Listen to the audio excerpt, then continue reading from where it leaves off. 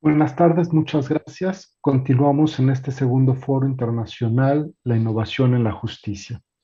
A continuación presentaremos un video en el que mostramos que aunque es necesario innovar y adoptar la justicia y el acceso a la justicia a las diferentes tecnologías, este acceso no es igual. No es igual el acceso a la justicia, a las tecnologías. Hay muchísimas desigualdades, brechas tecnológicas, económicas, brechas culturales, que no permiten este acceso homogéneo.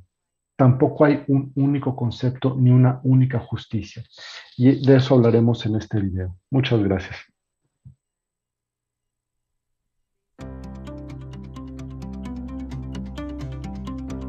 La segunda edición del foro surge bajo la premisa de que la justicia debe evolucionar, transformarse y adaptarse a las nuevas formas y mecanismos de hacer justicia, no siempre judiciales.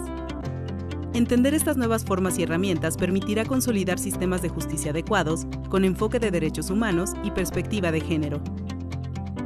Es necesario reconocer que mejorar la justicia es complejo de entrada, debido a las desigualdades de base a las que se enfrentan millones de personas. En este sentido, es importante saber que la justicia se ha dividido en diferentes tipos con el objetivo de atender diferentes necesidades. La justicia distributiva se entiende como la distribución igualitaria de los bienes en la sociedad. Busca promover una vida digna y de bienestar para todos los ciudadanos. La justicia retributiva está enfocada en impulsar a los ofensores o infractores a responsabilizarse de su actuar y resarcir los daños ocasionados a las víctimas. La justicia restaurativa se enfoca en las personas víctimas y en el interés de la sociedad en restituir a las personas que sufrieron daños, dejando de lado el enfoque punitivo de la justicia. Se le conoce como justicia transicional a toda la variedad de procesos y mecanismos asociados con los intentos de una sociedad por resolver los problemas derivados de un pasado de abusos a gran escala, a fin de que los responsables rindan cuentas de sus actos, sirvan a la justicia y se logre la reconciliación. La justicia abierta es un modelo de gobernanza que parte del concepto de gobierno abierto, que es un mecanismo basado en la transparencia, la rendición de cuentas, la participación ciudadana y la innovación tanto cívica como tecnológica. La esencia de la justicia abierta es que la ciudadanía sea el eje del servicio público de impartición de justicia y que se atiendan las necesidades ciudadanas en soluciones innovadoras, que fomenten la transparencia en el quehacer institucional con una visión colaborativa entre instituciones y ciudadanía. Todos estos tipos de justicia reflejan la evolución de la ciudadanía hacia una sociedad más justa, segura, igualitaria y equitativa. En esta segunda edición del foro nos acercaremos hacia cada una de ellas desde diversas perspectivas, siempre basados en el respeto a los derechos humanos, la diversidad y el respeto a la pluralidad.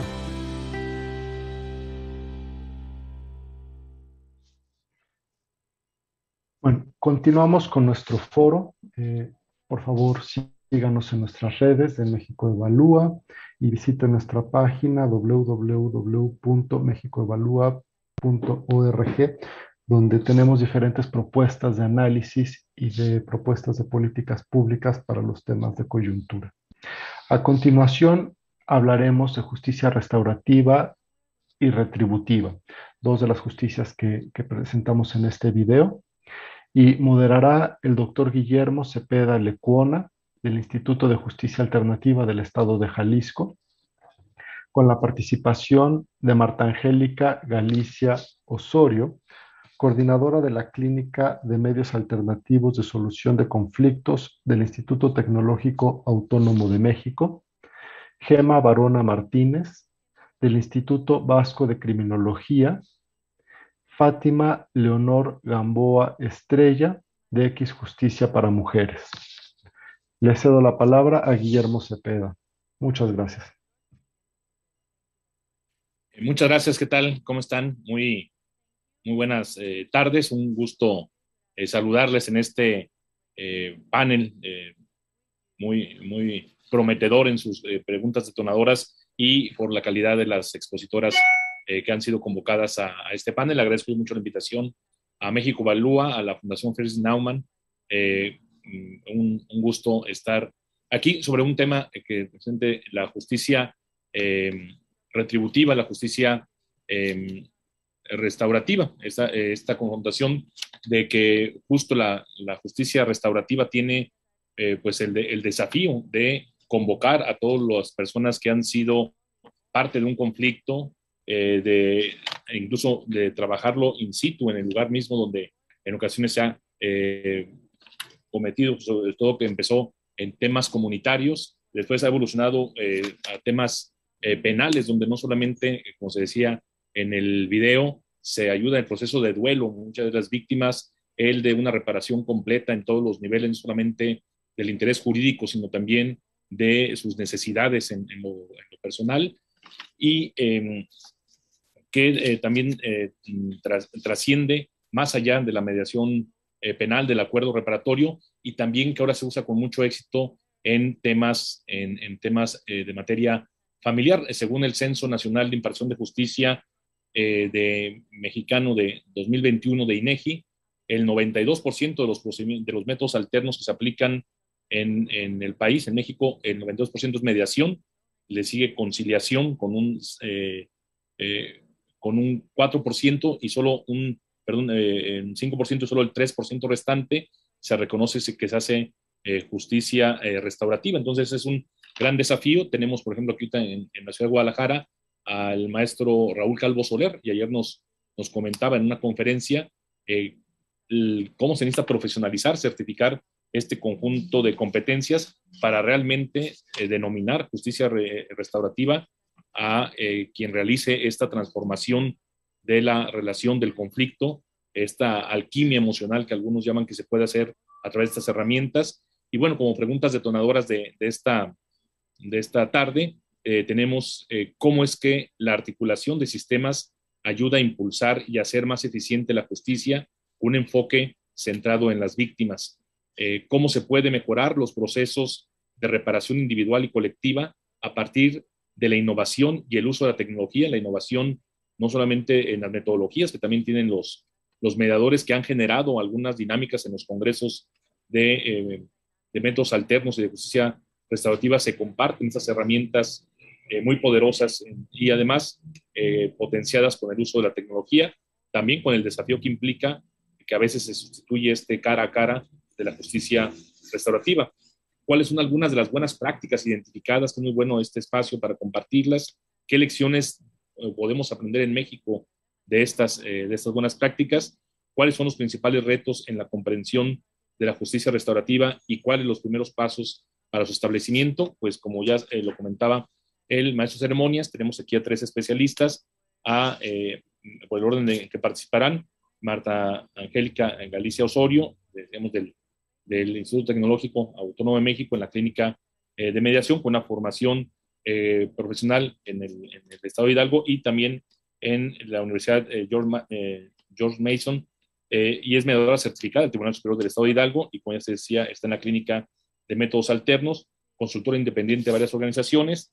También ya se refería a Gema Barona, investigadora permanente del Instituto Vasco de Criminología del País Vasco, y Fátima Leonor Gamboa, codirectora ejecutiva de X, Justicia para las Mujeres, Asociación Civil. Un gusto tenerlas esta tarde aquí y con mucha expectativa de escuchar su intervención y pues empezar a llenar esta agenda de transformación para la justicia que nos dará para tener una mejor justicia restaurativa en nuestras comunidades. Entonces le pediríamos a Marta Angélica Galicia Osorio si nos hace favor de iniciar con su presentación. Muchas gracias, Guillermo. Muy buenas tardes, Gema, Fátima y pues todos los presentes.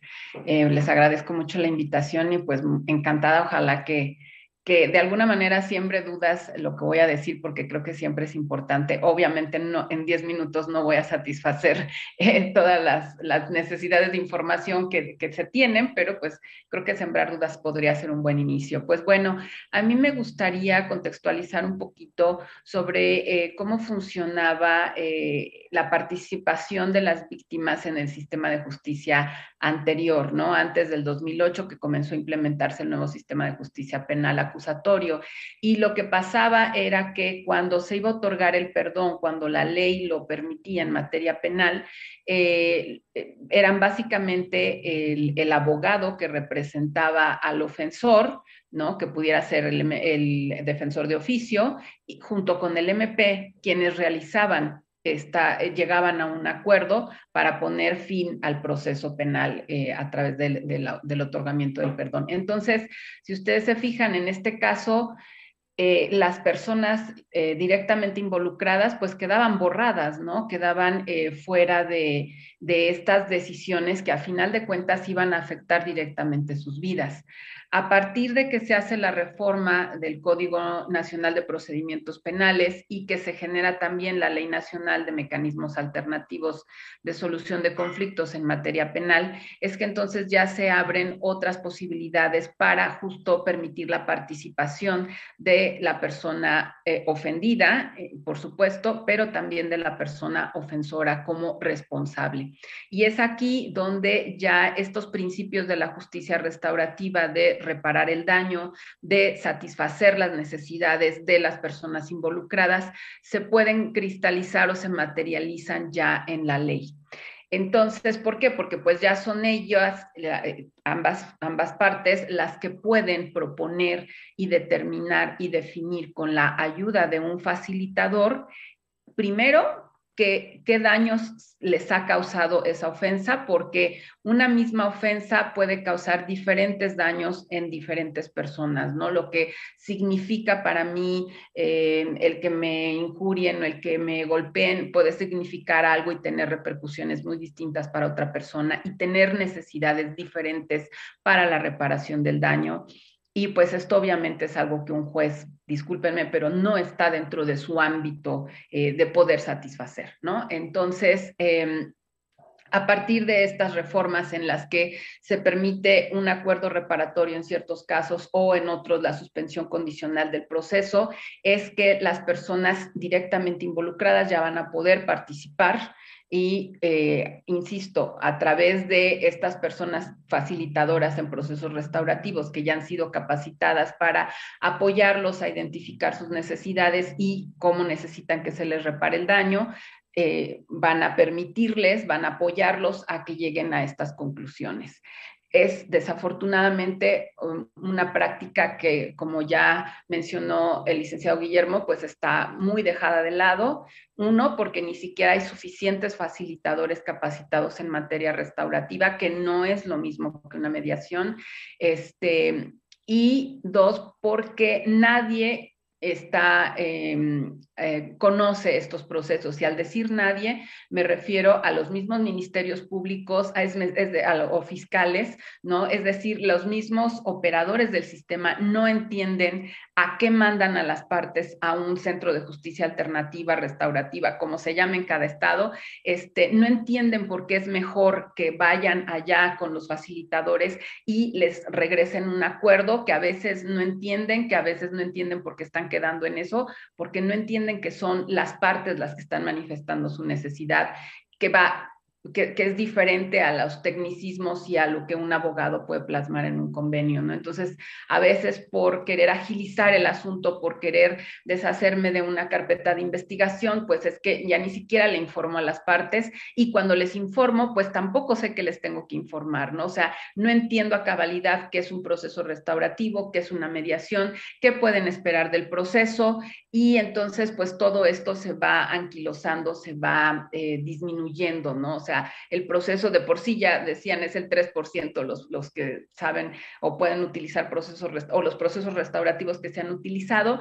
Entonces, imagínense, esto nos quiere decir que no está permeado, y por supuesto, esta cultura del no punitivismo, de necesitar un castigo no ejemplar que va a poner fin a la ofensa, lo cual pues la verdad es que es un ideal, porque en realidad es una falacia, porque mientras las necesidades de las partes sigan allí, no importa cuántos años te establezcan en una sentencia, eso no va a satisfacer ni a la víctima y mucho menos al ofensor y menos a la comunidad, porque no estás permitiendo la reinserción de esta persona, no le estás propiciando, no le estás dando las herramientas para que a final de cuentas la situación cambie, ¿no? Entonces creo que ese es uno de los grandes retos, el poder permear primero en los mismos operadores del sistema cuál es la filosofía de los medios alternativos y de la justicia restaurativa, separándola, y dos, pues ya después irnos con las personas, con los usuarios, con las personas que necesitan estos procesos, ¿no? Entonces sí, también se requiere mucha concientización, tanto de los operadores del sistema como de las cúpulas, ¿no? De las fiscalías, las personas tomadoras de decisiones, porque muchas veces hay estados en que se inició muy bien y hubo retrocesos, ¿no? Baja California, en fin, Querétaro, que pudiéramos mencionar varios en los que ya había avances, cambia la administración, cambian las cabezas y se despide a muchas personas que ya estaban capacitadas, que ya habían tenido establecido un modo de trabajo y se empieza de cero, sin tener una dirección, sin entender en qué consisten los mecanismos, para qué están diseñados, en fin. La verdad es que sí creo que se ha desperdiciado mucho los recursos humanos y pues siempre se requiere más, ¿verdad? Inversión tanto en la infraestructura, pero sobre todo en la capacitación y en la sensibilización de todos aquellos que están involucrados en este tipo de procesos, ¿no? Y pues aquí podría entrar perfectamente la cuestión de la tecnología, ¿no? Mostrando casos de éxito a través de videos, por supuesto ahora se ha utilizado mucho en la pandemia el que se puedan hacer estos procesos a través de medios electrónicos y ha funcionado, esa es una manera de involucrar a las tecnologías, pero creo que no es nada más, ¿no? Se pueden difundir, aprovechar estas redes sociales que ahora se usan tanto, para difundir estas ideas, estos ejemplos, pequeños ejemplos, casos de éxito, en fin, muchas cosas se pueden hacer, pero sí creo que nuestro primer reto es apoyar a las personas a que conozcan estos mecanismos y a que cambiemos esta mentalidad de que castigando a las personas vamos a terminar con la delincuencia. Eso me parece que ya está más que entendido con cifras y que no está funcionando. Por más de que han elevado las penas, de que han sacado al ejército, de que ha habido linchamientos, la situación ha empeorado. Entonces, me parece que ya es el momento de voltear a una nueva manera de impartir justicia y pues ojalá que nos den la oportunidad. Gracias, Guillermo. Gracias a ti, Marta Angélica. Pues muchas gracias por tu intervención. Seguiría ahora el espacio para Gema Barona Martínez. Bienvenida, Gema. Adelante con tu intervención.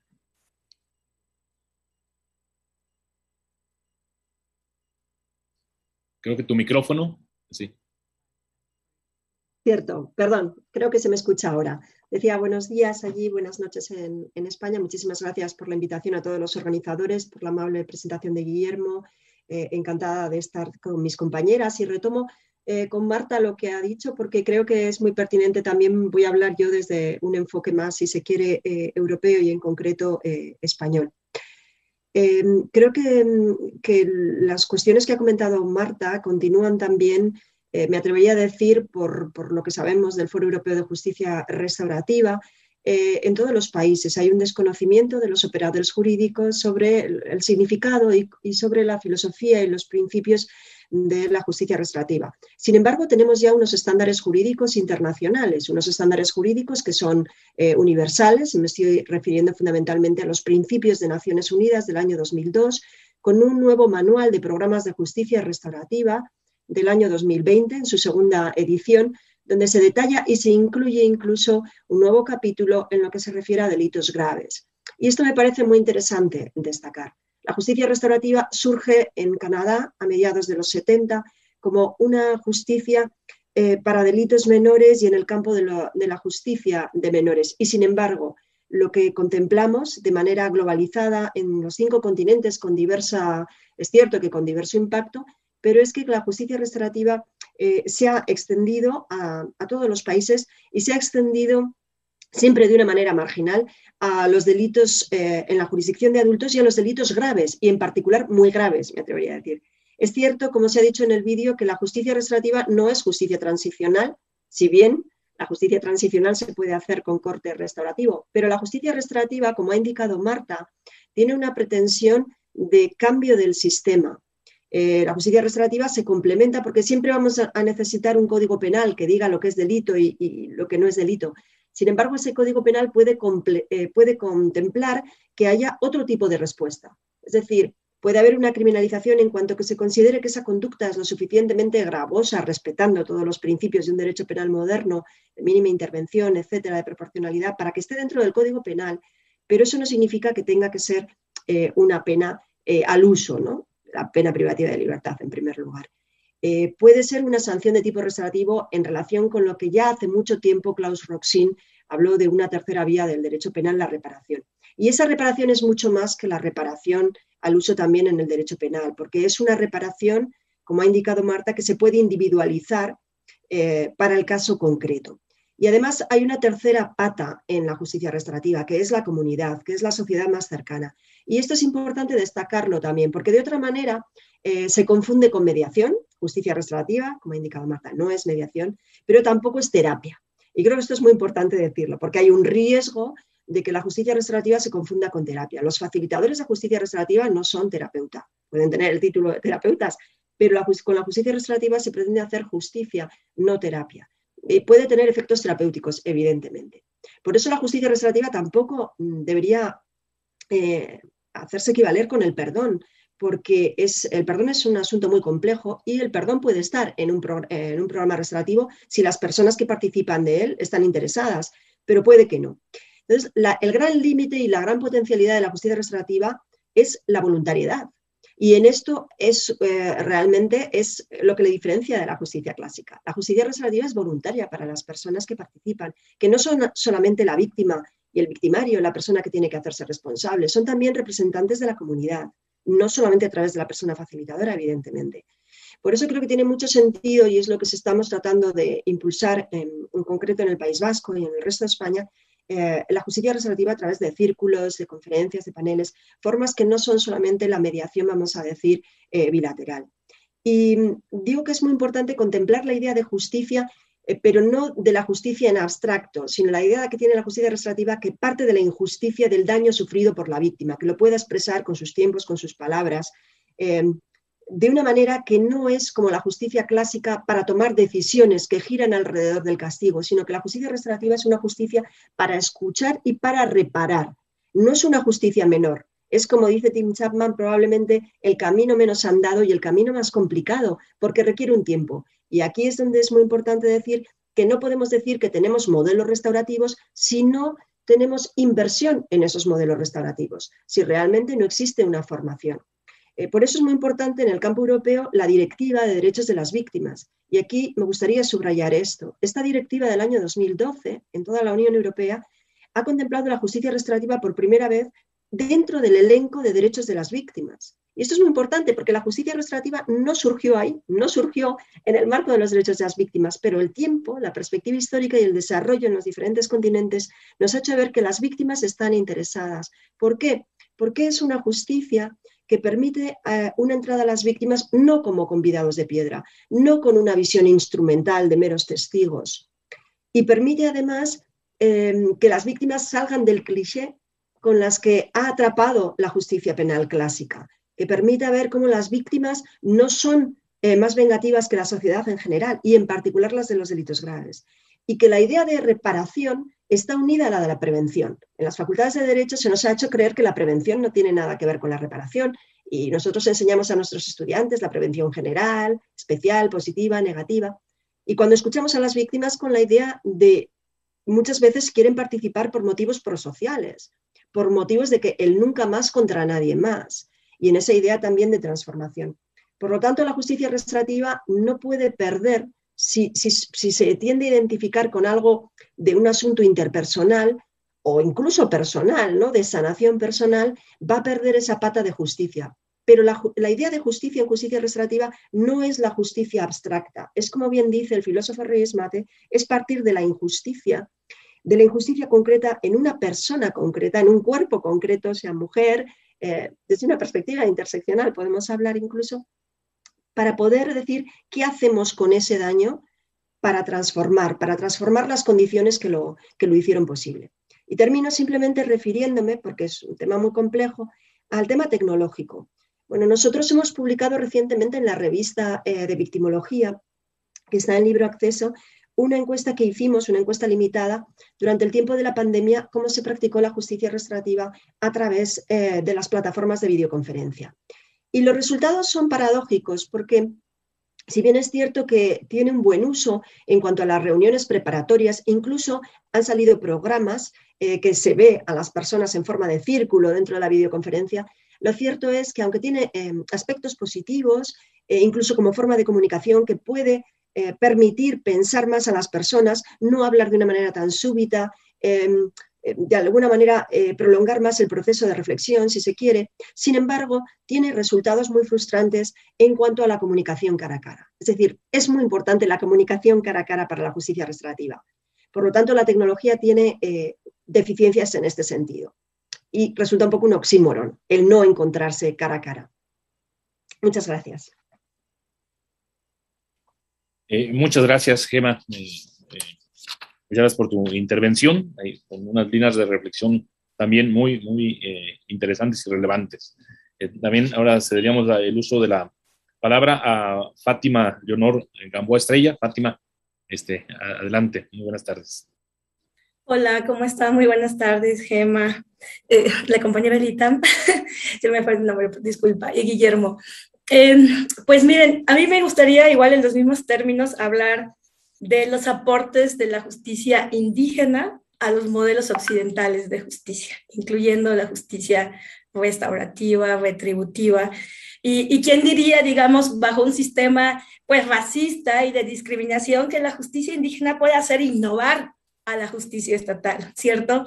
Entonces creo que desde la justicia indígena y desde lo que nos han enseñado, sobre todo nuestras hermanas y compañeras mayas en Yucatán, pues es repensar el concepto de justicia, ¿no? Si queremos buscar respuestas que realmente sean como efectivas ante la violencia que vivimos las mujeres, pero en general, porque pues la mayoría de la población no puede accesar a los sistemas de justicia.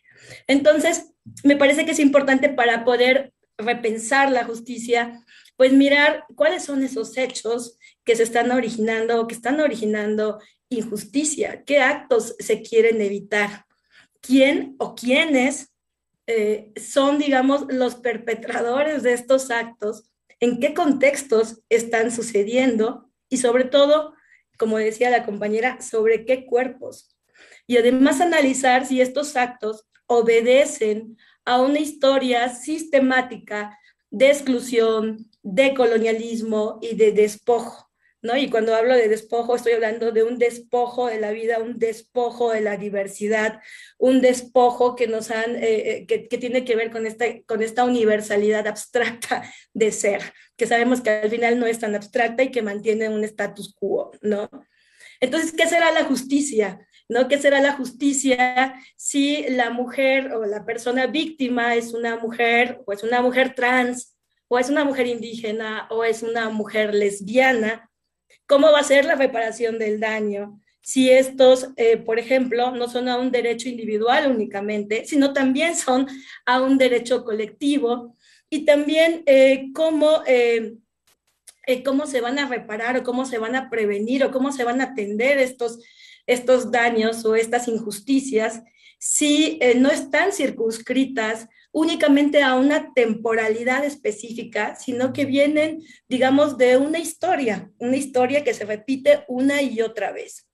Entonces, desde ahí, pues sabemos que para el derecho occidental, justicia, y creo que es el concepto que tenemos todos en mente quienes estudiamos derecho, pues es dar a cada quien lo que le corresponde o dar a cada quien lo que se merece.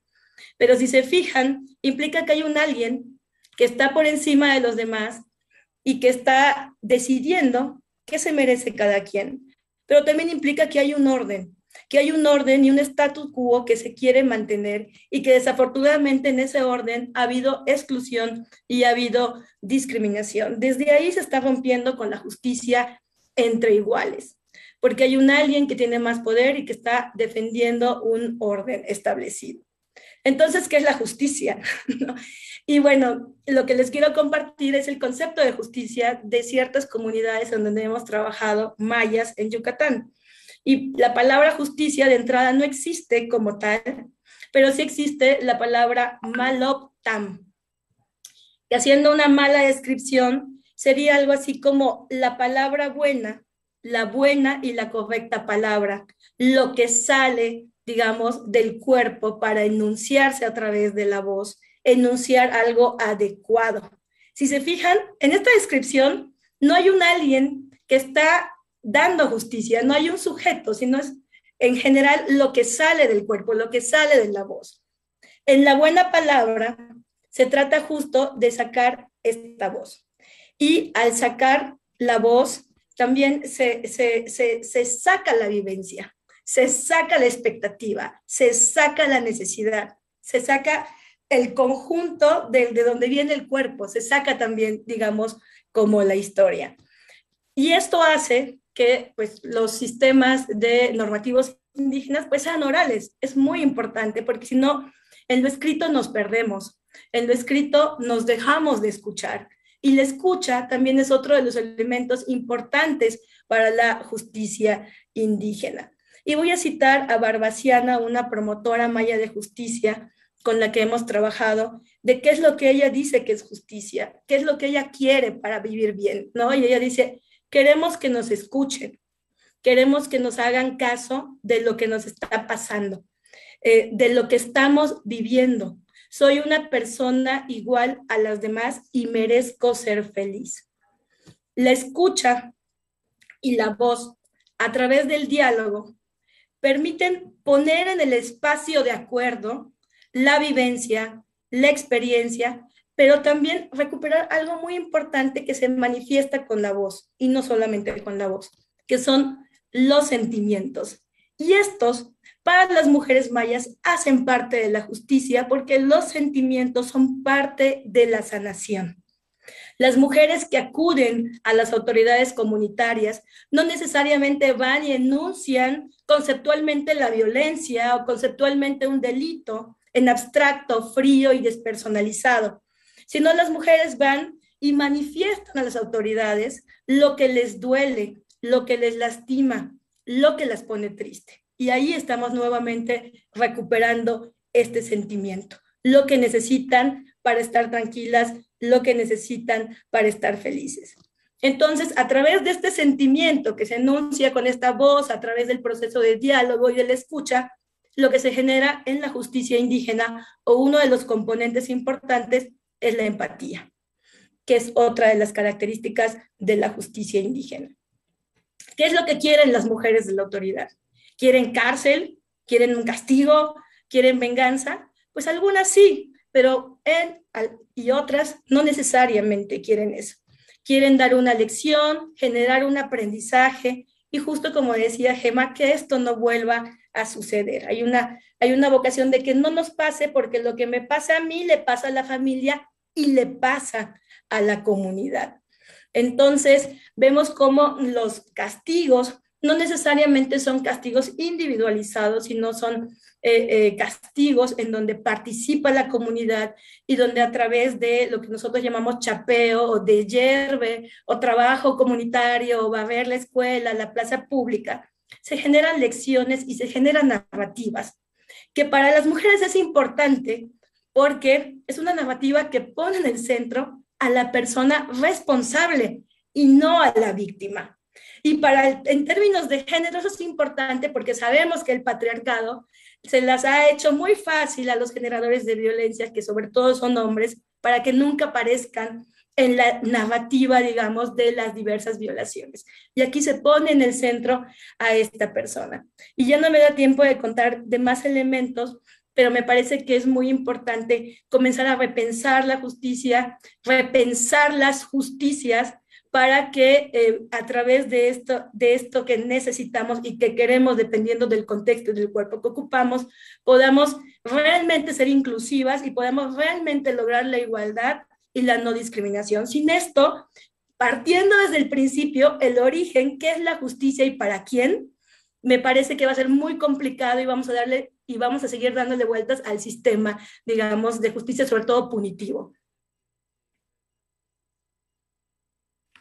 Muchas gracias, Fátima. Agradezco mucho tu intervención. Las tres intervenciones dan senderos de investigación, de reflexión, y bueno, creo que se pueden integrar de una forma muy, muy positiva al momento de reflexionar lo que aquí se ha comentado, en el tema del acceso a la justicia, que nos decían al principio Marta Angélica, ese acceso a la justicia que además tiene que ser con el enfoque de justicia abierta, no solo acceso a la justicia, sino una justicia accesible, ¿no? El entender los términos en que se nos, el tomar el protagonismo, que es también un elemento fundamental de la justicia restaurativa, el que esté el protagonismo de quienes han tenido la experiencia, en este caso, de un conflicto penal, pero ya lo decíamos, empezó como la justicia restaurativa en ámbitos comunitarios, en ámbitos de la comunidad, en los círculos, en las comunidades, y se está aplicando con mucho éxito también en el derecho familiar. El tema de aquí, el desafío que nos decía Marta Angélica, de cómo está configurado muchas veces nuestro sistema, pues es a veces revictimizante, ¿no? El modelo homologado solamente se está implementando en 9, 10 estados de la República. En el resto del país se recibe la carpeta, se envía a la unidad investigadora y después de haber pasado un proceso de revictimización, ya se manda por fin al centro de mediación. Y muy importante que coincidieron tanto Gema como Marta Angélica, este tema de que pues el sistema institucionalizado está orientado hacia el acuerdo penal, ¿no? El acuerdo reparatorio, y decimos que es mucho más que la mediación, y sin embargo el Código Nacional de Procedimientos Penales, su artículo 187, dice solamente el acuerdo reparatorio para delitos no intencionales, delitos culposos, generalizando, ¿verdad?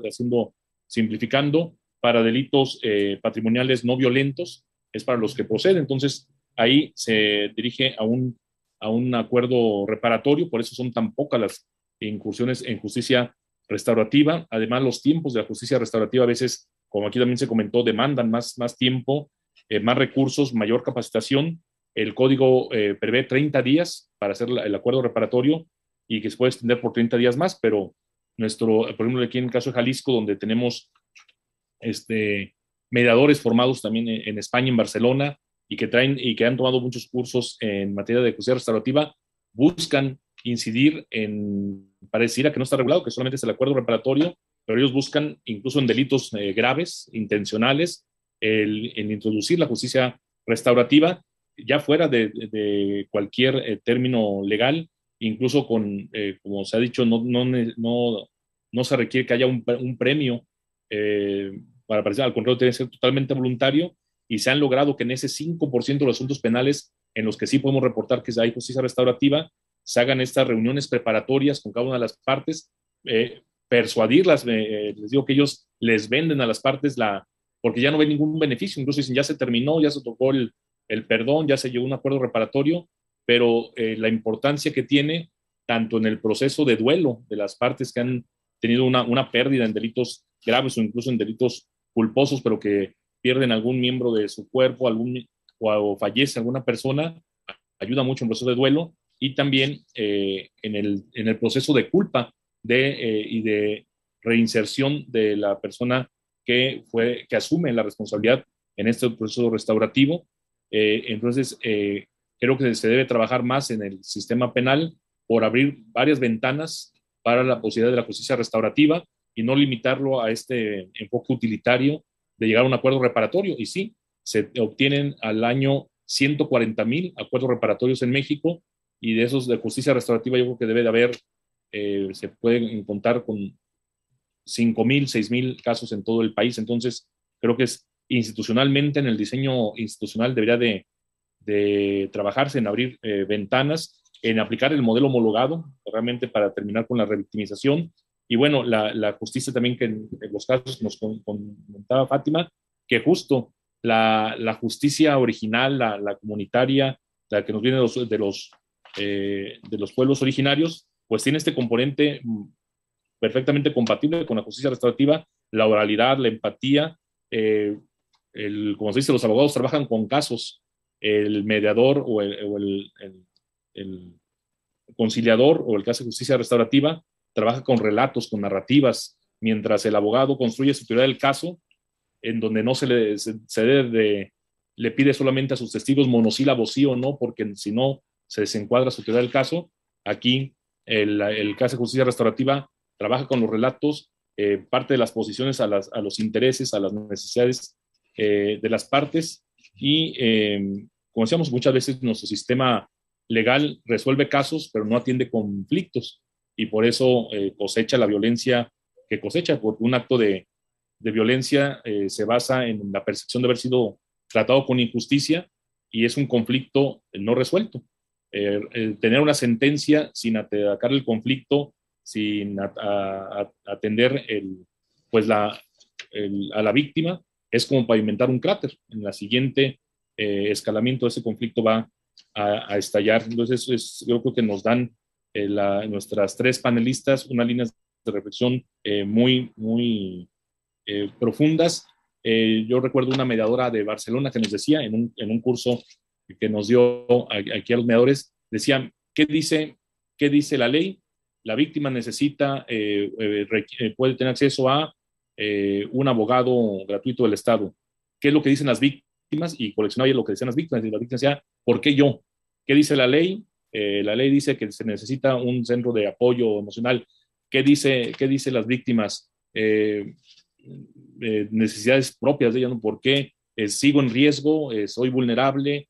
¿Pueden reincidir en mi contra? Es decir, las preocupaciones de la víctima no las está atendiendo la ley y creo que la justicia restaurativa corta esa brecha o atiende esa brecha entre la visión tradicional de resolver el caso y la necesidad urgente de esta nueva justicia restaurativa de atender de fondo el conflicto y restablecer de alguna forma el tejido social, que es la gran aportación, además de atender a las víctimas de la justicia restaurativa. Pues creo que nos llevamos tarea para seguir reflexionando esta tarde en México, esta noche en España, sobre esta agenda pues inagotable y ojalá y siga habiendo. Agradecemos a México Evalúa y a la Fundación Ferdinand Naumann por este espacio de reflexión y les invitamos a que sigan presentes en este foro de Innovando en la Justicia. Les agradecemos mucho la atención y su participación en este panel. Les mandamos un fuerte abrazo a todas y a todos.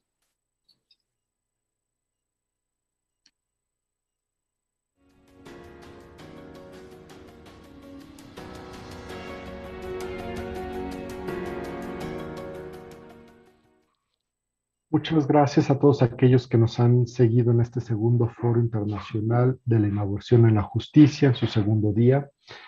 Han sido hasta ahorita muy fructíferas y muy interesantes todos los paneles y así seguiremos durante la tarde. Tomaremos un receso para continuar a las 15 horas con la sesión de justicia climática, la responsabilidad de los tribunales, la responsabilidad histórica y su responsabilidad actual. Muchas gracias.